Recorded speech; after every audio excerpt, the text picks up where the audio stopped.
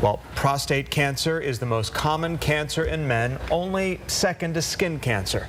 The American Cancer Society estimates that 1 out of every 7 men in this country will be diagnosed with it. And for some, doctors recommend a watch and wait approach if the cancer's slow moving.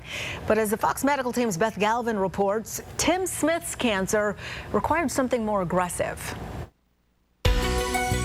When Tim Smith was diagnosed with prostate cancer at just 53, he started trying to find out everything he could about what lay ahead. And he learned he had some tough choices to make. Come on, let's see if we have some butterflies. Tim Smith of Flowery Branch was just beginning to enjoy being a grandfather, spending time with his daughter, when a series of blood tests picked up a problem.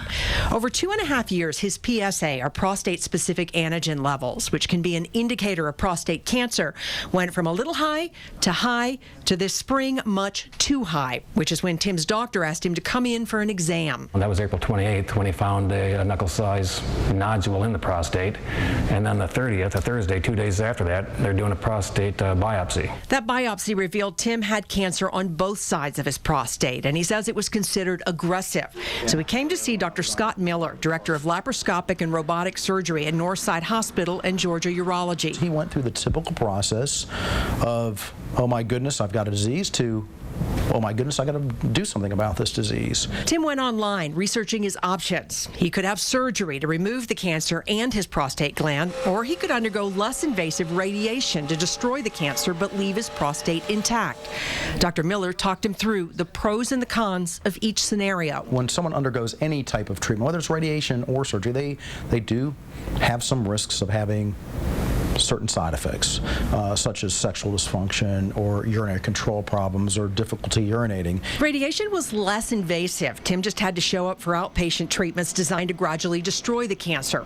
But he wanted it gone. And because he's just 53 and healthy, Dr. Miller felt he could surgically remove Tim's cancer with a much lower risk of damaging side effects. So Tim chose robotic surgery. With the robotic surgery, you can be a little more precise. They get better visualization. And I got 7 small holes across my stomach and stuff like that, but they're minimal. The 4-hour procedure went smoothly, and Tim's daughter came home to help him out.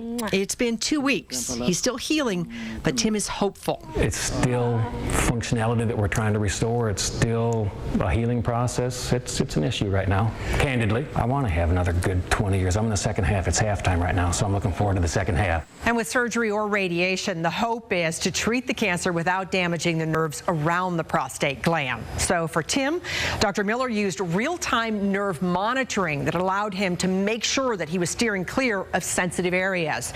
And Tim feels good about his choice and his future. I'm Beth Galvin for the Fox Medical Team.